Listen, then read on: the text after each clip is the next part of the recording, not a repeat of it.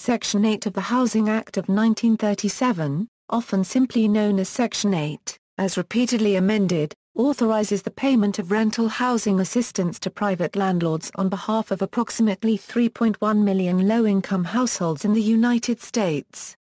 The largest part of the section is the Housing Choice Voucher program, which pays a large portion of the rents and utilities of about 2.1 million households. The U.S. Department of Housing and Urban Development manages the Section 8 programs. The Housing Choice Voucher program provides tenant-based rental assistance, so a tenant can move from one unit of at least minimum housing quality to another. It also allows individuals to apply their monthly voucher towards the purchase of a home, with over $17 billion going towards such purchases each year. The maximum allowed voucher is $2,200 a month.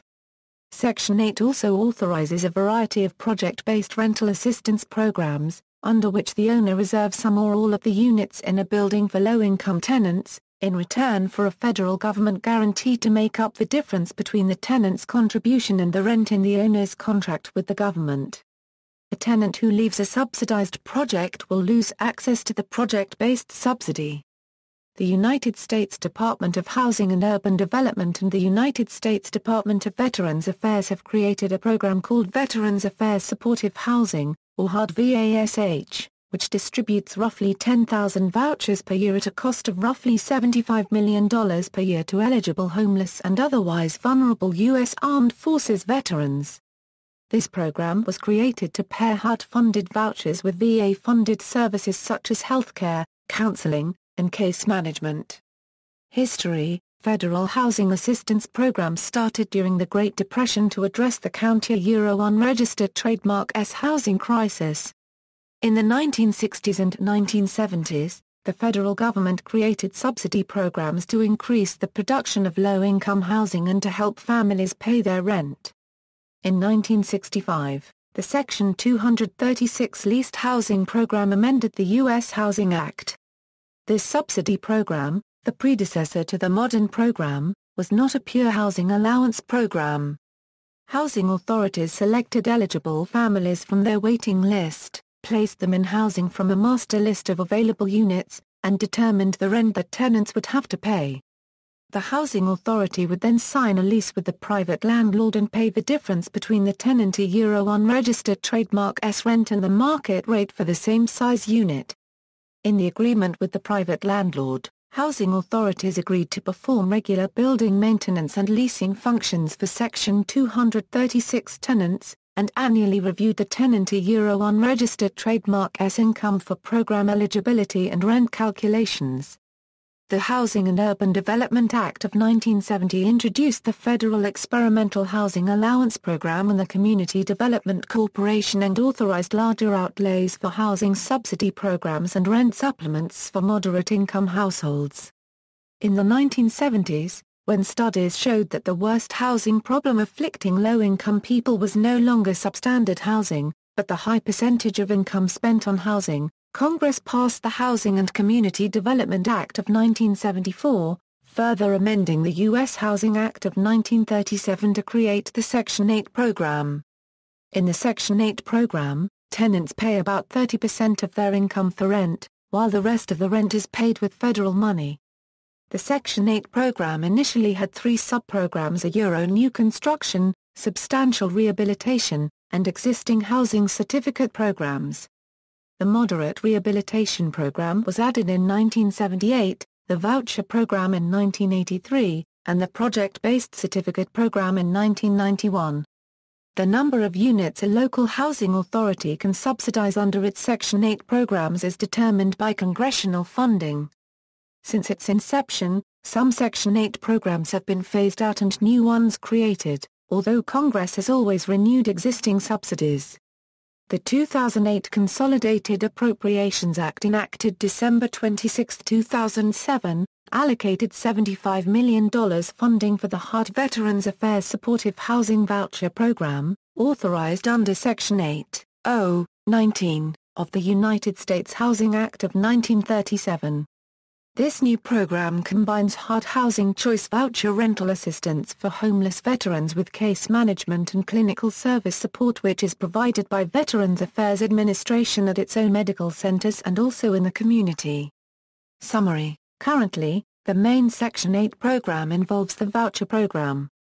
A voucher may be either project-based or Euro, where its use is limited to a specific apartment complex may reserve up to 20% of its vouchers as such, a Euro, or tenant-based, where the tenant is free to choose a unit in the private sector, is not limited to specific complexes, and may reside anywhere in the United States where a PHA operates a Section 8 program.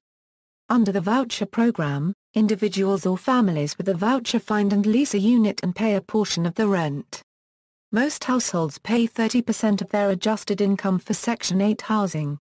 Adjusted income is a household Euro unregistered trademark's gross income minus deductions for dependents under 18 years of age, full-time students, disabled persons, or an elderly household, and certain disability assistance and medical expenses.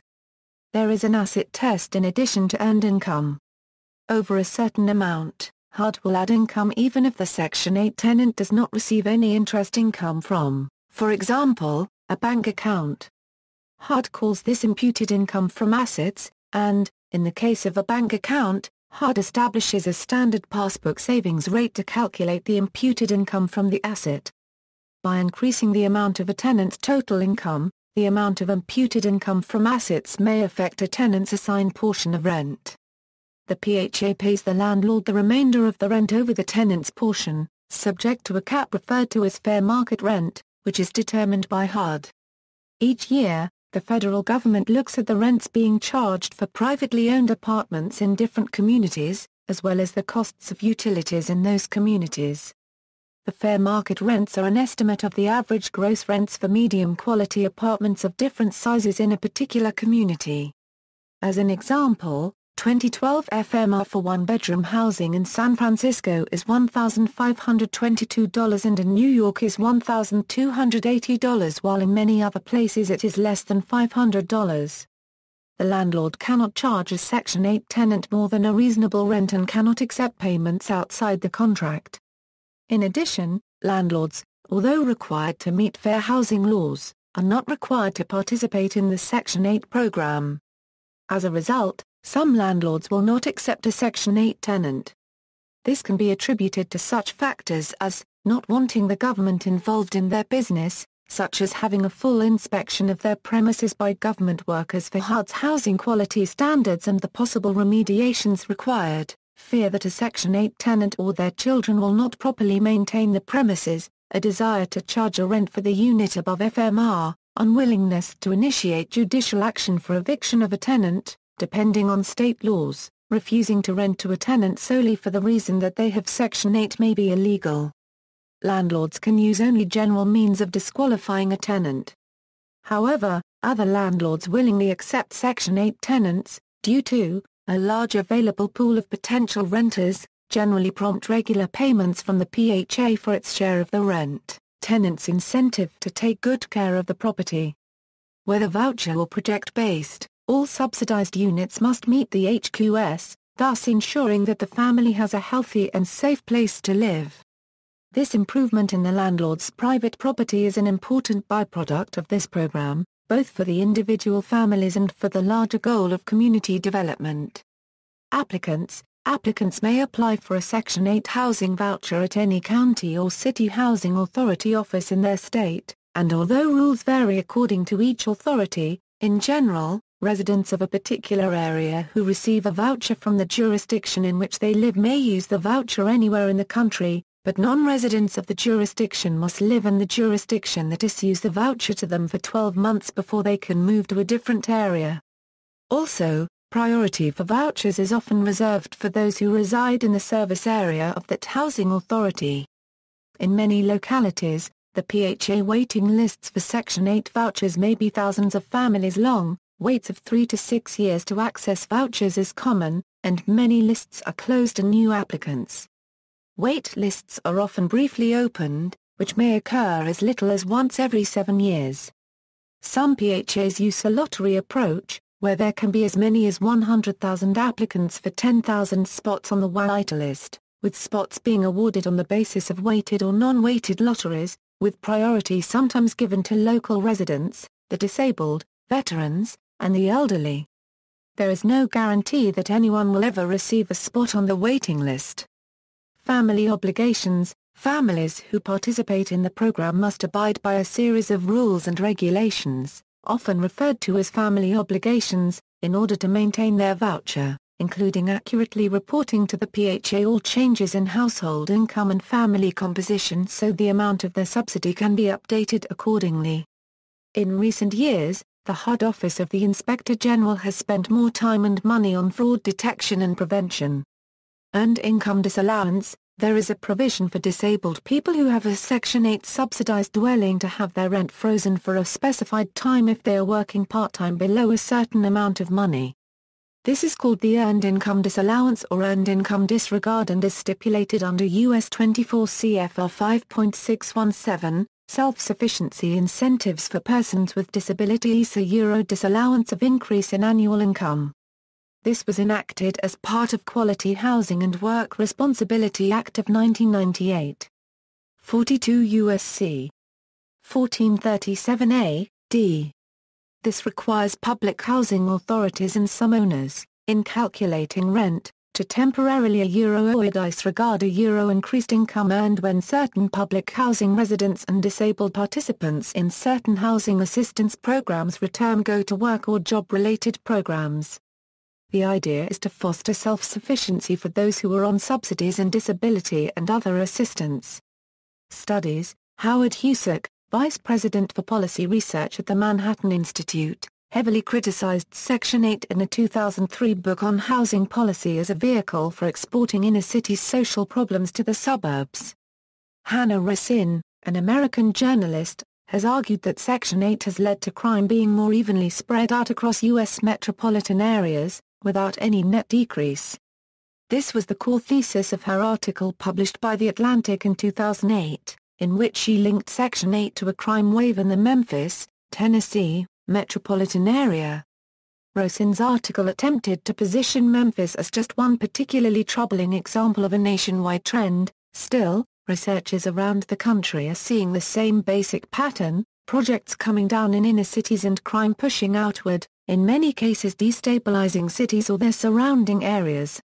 Racine's article has been highly influential among politicians in cities claiming to be negatively affected by Section 8, such as Lancaster, California. Racine's article was later criticized by Greg Anrig in an article published on The American Prospect. In the article, Anrig accuses Racine of placing an excessive amount of blame on housing policy for the reported increase in crime. The article makes reference to the fact that Racine never made a conclusive argument that those who participate in Section 8 were responsible for the higher rates of crime, as those who receive housing support are subject to screenings based on drug use and previous criminal activity. Racine instead relies on a heat map of crime created by Richard Janikowski and Phyllis Betts, who are reported to have said they were amazed and deflated to see how perfectly the two data sets fit together. Janikowski and Betts later disavowed any connection between housing vouchers and increases in crime in the area in a later letter to the editor for The Atlantic. Racine failed to mention that there was a consistent decrease and increase in crime from inner cities to the inner ring suburbs across most metropolitan areas due to shifting populations. Anrig argues that economic factors are more likely responsible for Memphis' unregistered trademark's increase in crime, as male unemployment almost doubled between the years of 1990 and 2000. Anrig also makes reference to moving to opportunity, a randomized policy experiment. The study concludes that there was no increase in violent crime for the participants of subsidized housing or their surrounding neighborhoods in the 5 cities tested. Memphis was not a part of the study. Even though the participants were far more likely to stay in poorer areas when given the chance to leave, families still received a modest academic and psychological benefit. In fact, according to a paper prepared for the U.S. Department of Housing and Urban Development and the Office of Policy Development and Research, rather than increasing crime, Those who use housing vouchers are more likely to move into areas where crime is increasing. See also, Hills v. Gautria, a U.S. Supreme Court case upholding use of Section 8 vouchers to remedy housing discrimination in site selection by the Chicago Housing Authority. Public housing in the United States, public housing, subsidized housing, references. Further reading, Clark, Chrissy, Putting Out the Not Welcome Mat, The California Report, July 22, 2011, Fernandez, Manny, Buyers as Seen as Landlords Bar Vouchers, The New York Times, October 30, 2007, HUD, Section 8 Tenant-Based Housing Assistance, A Look Back After 30 Years, March 2000. External links, Office of Housing Choice Vouchers official website, non-profit nationwide rental assistance programs, home ownership, HUD.gov. Video How Section Housing 8 Works, Section 8 Housing Choice Voucher Program, video How to Apply for Section 8 Housing, Section 8 Housing Choice Voucher Program, Housing Assistance Payments Contract Section 8 Tenant-Based Assistance Housing Choice Voucher Program.